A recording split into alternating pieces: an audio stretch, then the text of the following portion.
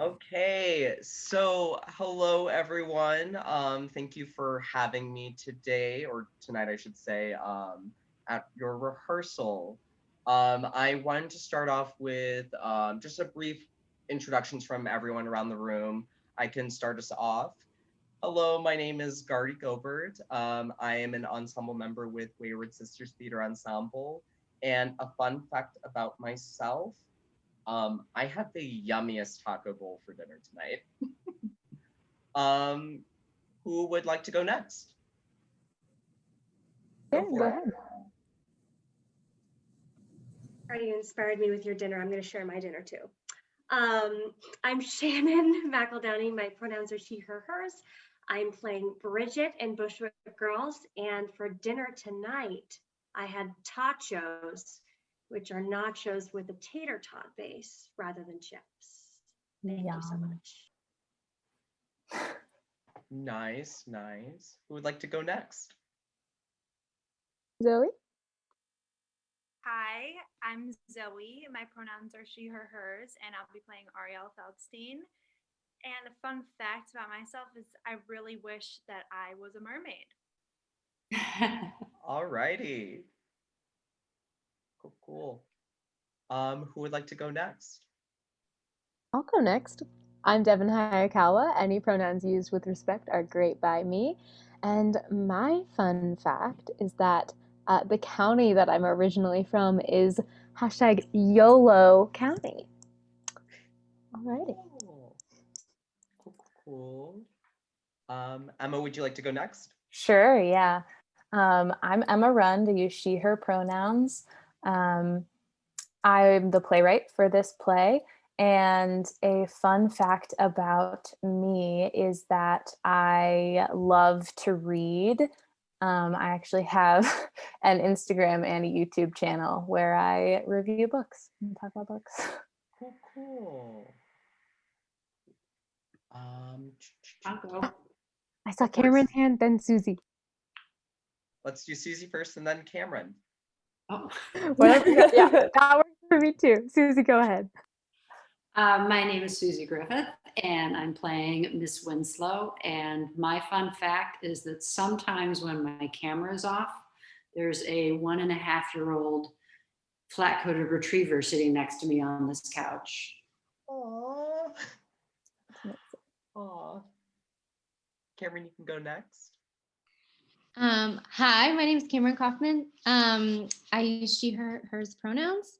And a fun fact about me is that I can do this with my fingers. Ooh. Awesome. And then who'd like to go next? I'll go. I'm Mary Mikva. I'm playing Mrs. Andrews. And a fun fact about me is I always wanted to be Irish. Oh, cool. All right. Last but not least, Llovizna. Hello, my name is Llovizna Miranda. I'm playing Gabriella Sanchez in Bushwick Girls. A fun fact is I love STEM. I love engineering. I love coding. I love it. I love it all. Oh my goodness. Okay. I love that. Awesome. Thank you all for sharing all of that. And then my next question for you is I'm turning this to Emma and Devon. What is the Bushwick Girls? What's the basic overview about that? Who'd like to go first? Sorry, I was muted, but I can go first. All right. I'm gonna start by saying I'm really bad at blurbing my own plays, but we're gonna do it. I'm just gonna give it a go. So Gabriella, in 2017, we have a young dreamer, Gabriella, and her unlikely friend, her landlady, Mrs. Andrews. Gabriella stumbles upon an old wooden box filled with bits and bobs from the past, from 1949. And the box takes Gabriella on this journey into the past where we meet 3 young migrant women from completely different backgrounds who are quickly presented with the terrifying news that the house they're currently living in is about to be repossessed by the bank. So these 3 young women have to overcome their differences to fight for the house that has become their home. And that's the premise. Yeah. To tack onto that with like the big director brain over here. I don't think I said I was the director earlier, but that is my role in this. To hit on some of the stuff that is less plot oriented, it's a lot about found family and what home means to different people throughout the years. Home and family can mean just a plethora of things and looks different to everybody. And this play explores a lot of that, which is just delightful. And Emma has written it very beautifully in that the parallels between these 2 time periods are very strong and they tie the story together very nicely. Amazing. I love I love that. Yeah. I love the idea of found family and using that connection to persevere. I really do like that. Cool. Yeah. But yeah, for my next question, I know that this isn't exactly the way that we originally wanted to do the Sisterhood series. Like, ideally we would have loved to have been doing this in person. But I know that some of us, because I did pop in for the first rehearsal and I heard that some of us have done some virtual theater, some have not. Some are kind of veterans to it. What has it been like workshopping in the virtual sense? And this question can be opened up to everyone. I will start approaching it from the director mindset. It can be really tricky, and I think with a play that is very ensemble based, there's a lot of coordination that normally you're coordinating bodies all in the same space, but it's a lot of cameras on, cameras off, and how can I look like I'm passing this over to someone else in a different screen, which is something that we haven't had to deal with before, but it's also been a blast, even with its trials and errors sometimes. Yeah, I'm going to pass that over to Emma as a playwright as well. Yeah. So workshopping in a digital setting is very different, but one of my favorite parts of workshopping a play is just the discussion aspect. I love talking about the characters and hearing the actors be able to speak to how well-rounded the character is, and that really helps me know, like, did I write this character as a fully fleshed human being, or are there things that is this character still one-dimensional? Are there things that still need to happen? And so I love that discussion aspect, and thankfully that has not been lost with digital theater. I think the part of workshopping plays and having plays read that I miss the most is audience reaction. And we haven't even gotten to that step of this with this particular process yet, but I've done a couple other digital theater workshops and readings, and I miss that so much. I miss being able to hear like where the audience is laughing and where they're, taking a big intake of air, and like those things are so informative as a playwright, like to be able to hear audible reactions from the audience, or be in the space and see when people kind of hold their breath a little bit, and when they relax, and when they shift in their seats and get bored. Like that stuff is so informative, and there's just absolutely no way to do that in a digital setting, which is really frustrating. So Definitely. Yeah. I know that not everything is perfect, but I mean, everything has its like downsides to it. Yeah. Absolutely. Yeah. Yeah, as an actor, what's it been like, being working actor virtually? If anybody would like to take that. Yeah, Zoe. It's definitely been a challenge, but something that's also been super fun, because obviously the actors here know, or anyone who's involved with theater, it's a collaborative process, and the scene that you're in with whatever characters that you're with in that scene, you have to take from them and you have to give to them. And having the computer and the camera as like the barrier between you and the person is definitely very difficult when you're working with such an amazing piece. You want to be in the same room as the person, but you can't.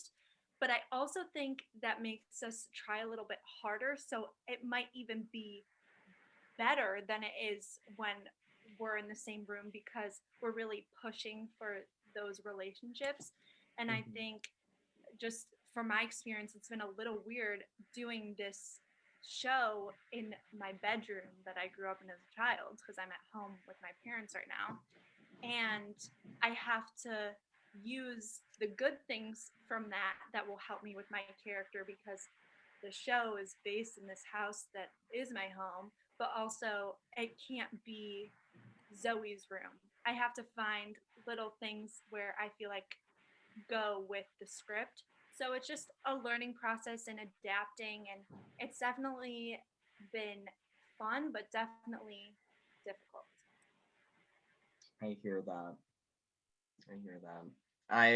I myself have been on the other end as an actor as well, and I'm like, I'm shouting at my computer. Like, I really hope that this is getting across. And also my poor neighbors. Cool. Did anybody else want to contribute to that vein of the conversation at all? Go for it, Cameron. Yeah. First, I want to say I think Devon's doing a great job of figuring out all the choreography in this and like all the fight scenes stuff. And like there's a lot of fighting that happens in the show. And it would be really easy to make it super cheesy, but the way that Devon and Emma have figured this out is really graceful. And I think it's going to turn out pretty good under the circumstances.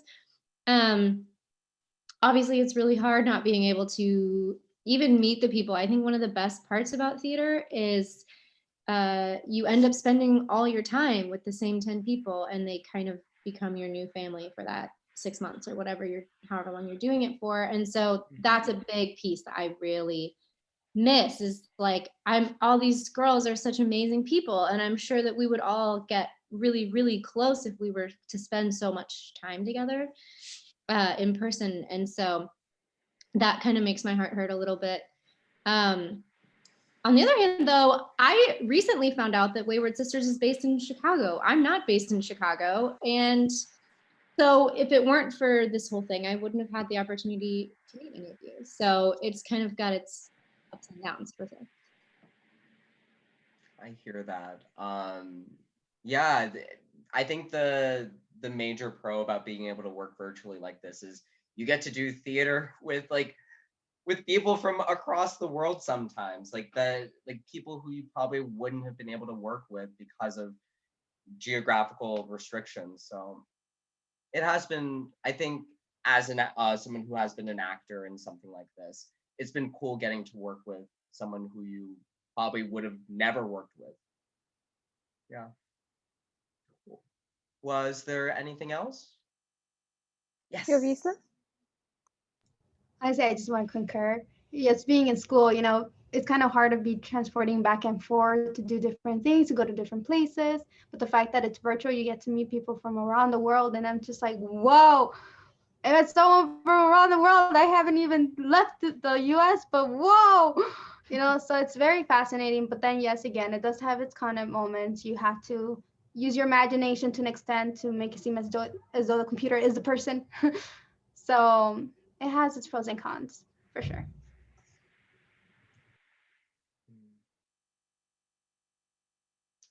Anything else? Cool. And then I think I'm gonna transition to my last question for you all. What are we most excited about sharing with the Bushwick Girls in this day and age? Who'd like to take it first? I'm most excited to share Miss Emma Run's work with as many people as possible. It's just a beautiful play, and these are also all incredible actresses doing great work. So I'm just excited to share it with the world. I think it's a great piece that deserves more than enough to be heard. Ah, I'll chime in. Thank you for that, Devon. Very kind. I think there's something really interesting about doing a piece of theater that's about home and about being with people in this time that we're all stuck in our houses and can't be with the people who might be our homes. We're in our physical houses instead, and there's something kind of interesting about that. And there are also some moments and some themes in the play that I think there's some discussion of Nazis in this play, and unfortunately that's very relevant right now. So yeah, I think that's an important piece of this. Yeah. yes, Zoe. Yeah, piggybacking off of Emma's point, I'm Jewish and I'm playing the only Jewish girl in this show. And I think it's really important to show the people who think poorly of Jews that we're just people and we're really good people and we've been through some tragic stuff and there's stereotypes about us just like how there are stereotypes about a lot of other oppressed groups that aren't true and aren't very nice. And this show just shows that everyone's a person and everyone's just trying to get it right and do the right thing and find the best job and find what they're good at and be with their loved ones. And I think Emma did a really good job showing that you can have all these things going on, but the core, what really matters is who feels like home to you. And so no matter what bad things are happening, you can always go back to those people and feel safe. And I think that's why I really love this show, because I've discovered that my parents' house doesn't have to be my home, that a physical person can be my home too. So. I love that. Thank you. Thank you for sharing that. I just want to add that one of the things I really love about the play is the two time periods and how over time in very different time periods, the issues are kind of the same, but kind of evolved. And, you know, the parallels of the things people are struggling with in 1945 and 2017 and 2021. And, you know, it's just, I just think that's a really lovely aspect of the play.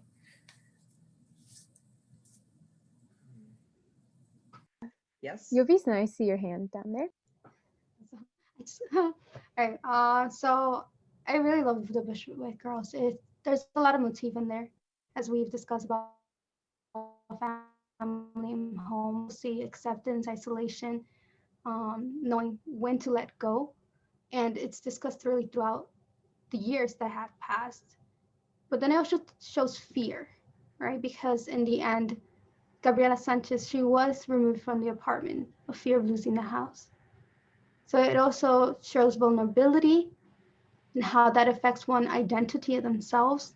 And you can see that throughout this story. And it's just very fascinating to read it just because it's still relevant, as Emma had said. She did amazing with the right. And Devon, you're doing amazing with directing. So she already discussed that she said that many of the topics are relevant to today. So for example, the DACA program, even till today, even till now, even this very minute, it is constantly debated. Immigration cages. There's so much that's happening now that has happened to the past, and it's just a repeated cycle. And the fact that this playwright itself addresses that really shows that something needs to be done from one way or another, and not things stay the same.